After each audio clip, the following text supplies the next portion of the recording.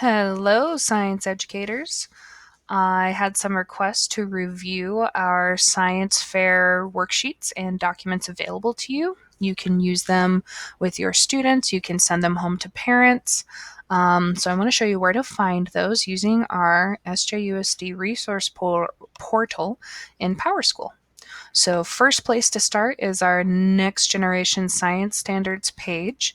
Also, if you haven't found this, there are some great bits of information. There's contact information, there's our Science Monthly articles, but that's not what we're here for. Let's talk our STEAM Explosion and Science Fair.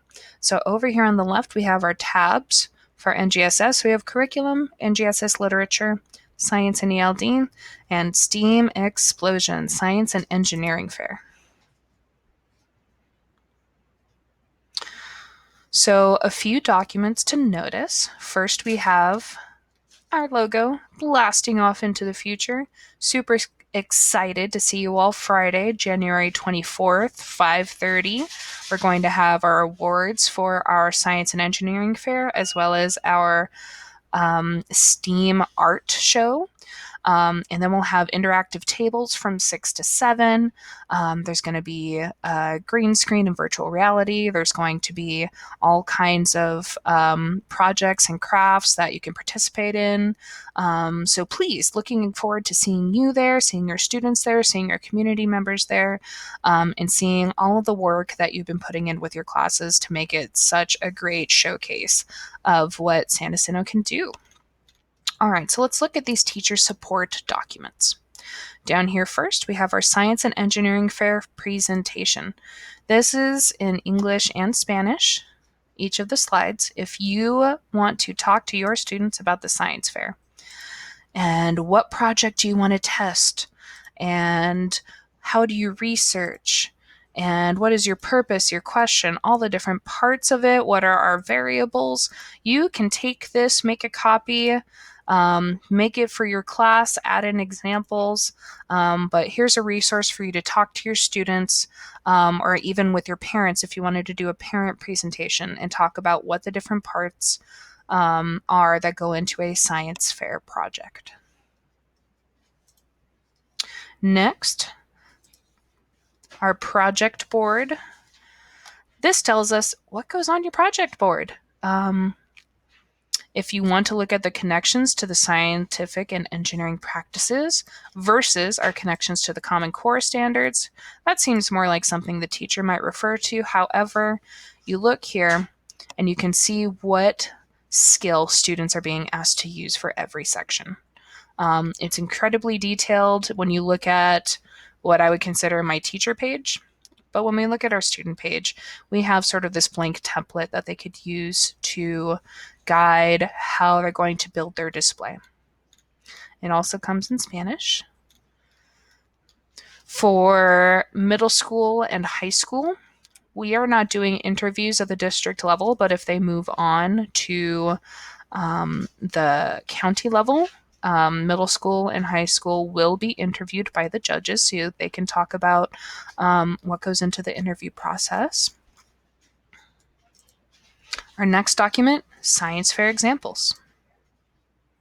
So now that we know what all the parts are, let's go ahead and see what our parts could look like. So we have an example of an experiment, as well as an example, let's see,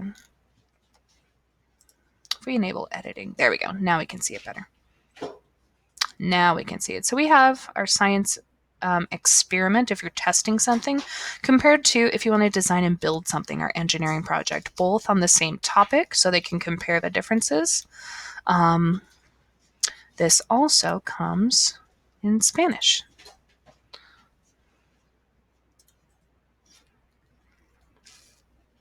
So again, the exact same thing.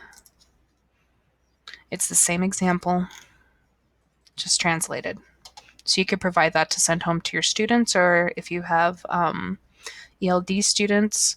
This is also a great way so you can look at what some of the academic vocabulary looks like as well. Some terms may not be used at home when we're talking about our prototypes. Maybe that's a new word for them.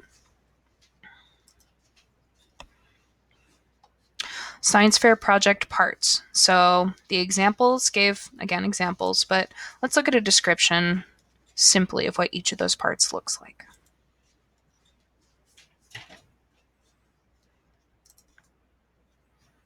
What is a science experiment? What is an engineering project? What goes into it? Your purpose. What inspired you or made you curious about this topic? Your purpose over here, same thing. What inspired you or made you curious? Our question or our problem. What specific question do you want to answer? What question do you have or what problem do you want to solve? You have your breakdown of each of these steps that you could have the students answer, and that will give them, if they answer it, that will give them what to put on their board, essentially. Abstract. If you are requiring your students to do an abstract or a summary of their project, here's a form you can give them to help them fill it out. Again, it shows them the different parts, what should go there, and a place for them to fill it out. If you give it to them like this as a half sheet, they can tape it to the back of their board. Not necessary for our fair.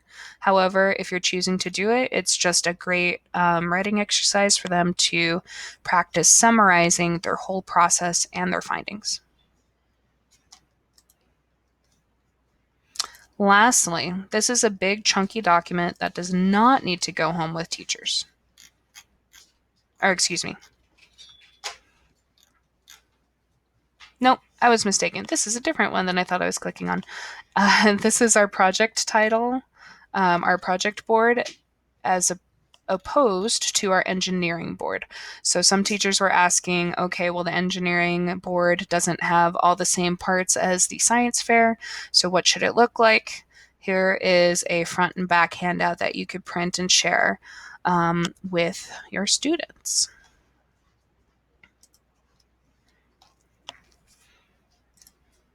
I'm going to go ahead and open up this drive over here. So if you are a science fair coordinator or you feel like you still aren't finding some documents, you need some more specific documents, you can go directly into the Google folder. And in here, you'll find a multitude of different handouts. The one that I thought was the very, very chunky one that does not need to go home to all of your students is simply the project criteria.